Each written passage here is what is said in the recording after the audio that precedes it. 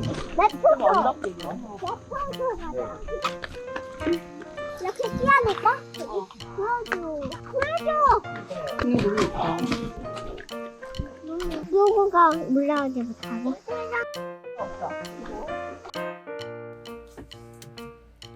주말에 근교로 나들이 가고 싶을 때 있잖아요. 아이와 함께 세종대왕릉으로 떠나보세요. 대부분 평지여서 아이들 풀어놓기도 좋고 산책하기에 딱 좋아요.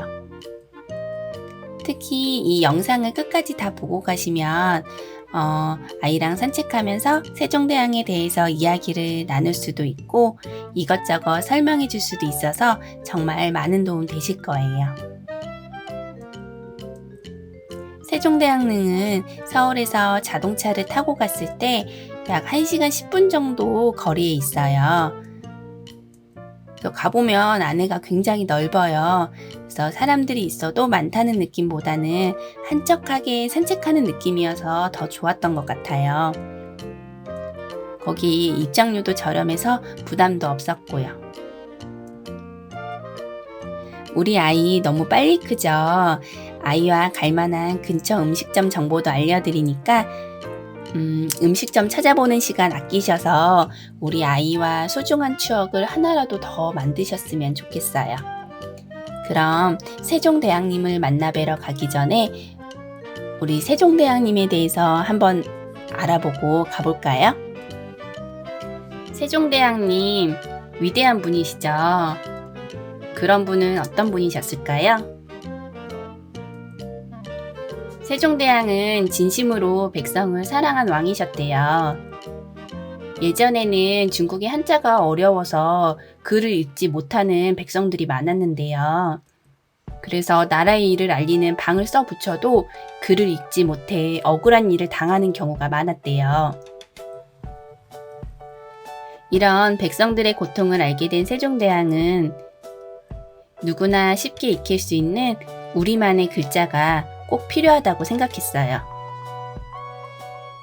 그렇게 새로운 글자를 만들기 시작했고 무리하게 연구하다가 눈병이 심해져 앞도 잘 보이지 않았을 정도였다고 해요. 마침내 28자의 우리 글을 완성한 세종대왕은 백성을 가르치는 바른 소리라는 뜻으로 훈민정음이라고 이름을 지었어요.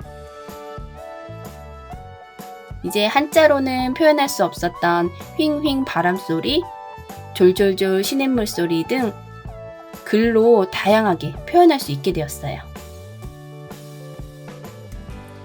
세종대왕은 천문학에도 관심이 많았어요. 왜냐하면 조선의 백성들은 주로 농사를 짓고 살았는데 농사를 짓는데 가장 중요한 것이 날씨와 계절이거든요. 날씨와 계절을 알려면 어디를 관찰해야 했을까요? 하늘이죠. 하늘의 움직임을 알아야 했기에 천문학에 관심이 많았던 거예요. 그럼 천문학의 가장 중요한 것은 무엇일까요? 바로 정확한 시각을 아는 것이에요. 그래야 시각에 따른 하늘의 움직임을 관찰할 수 있거든요.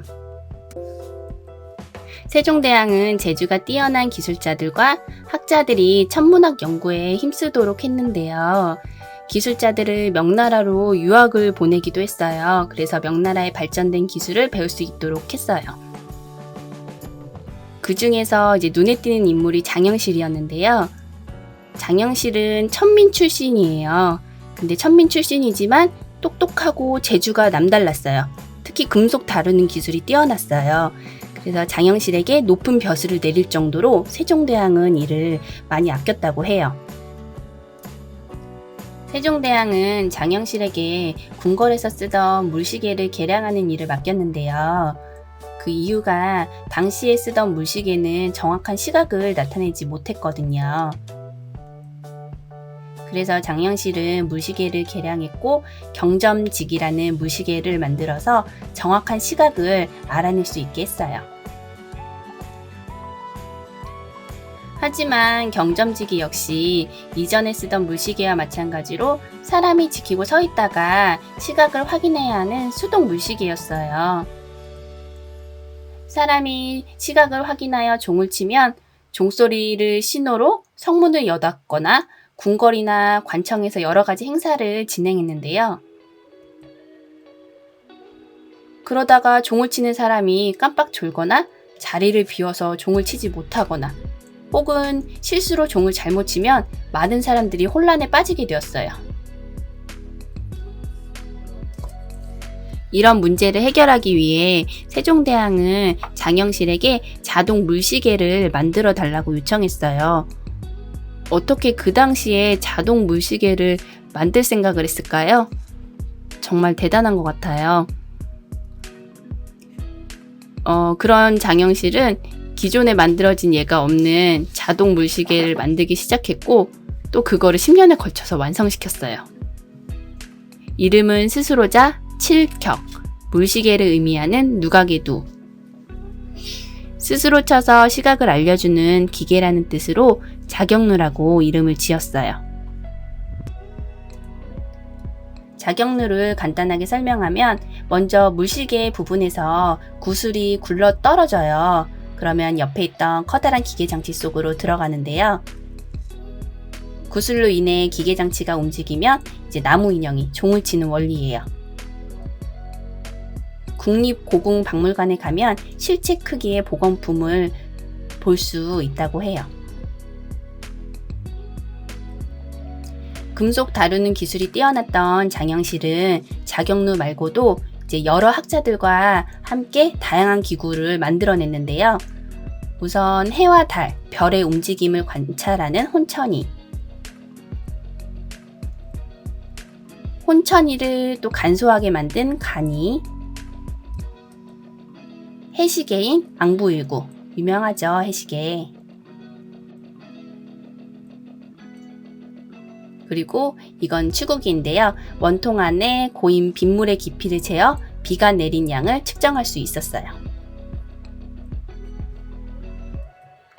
이렇듯 세종대왕이 나라를 다스리던 기간에는 과학, 문화, 국방, 예술 등 모든 분야에 걸쳐서 발전을 했는데요. 이때 조선의 기틀을 마련했다고 볼 수 있어요. 한글 창제 후 쓴 책인 월인천강지곡도 있고 돌로 만든 악기인 편경, 그리고 현재 우리나라 땅 모양은 이 시기에 만들어진 거라고 볼 수 있어요. 세종대왕님은 어떻게 이렇게 많은 일들을 해냈을까 싶은데요.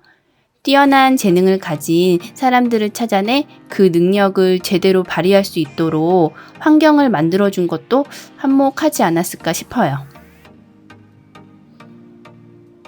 그러면 여기서 잠깐 알고 가면 좋을 상식 하나가 있는데요. 5월 15일 스승의 날은 어떤 날일까요? 바로 세종대왕의 탄신일이에요. 세종대왕님이 한글을 만드셨잖아요. 그래서 모두가 쉽게 글을 익히고 교육받을 수 있는 여건을 마련했기에 이를 기념하기 위해 5월 15일을 스승의 날로 정했대요. 내용이 길어서 두 편으로 나눠서 올려드릴게요. 다음 편에는 세종대왕님이 잠들어 계신 세종대왕릉과 근처 음식점 정보를 정리해서 설명해 드릴게요.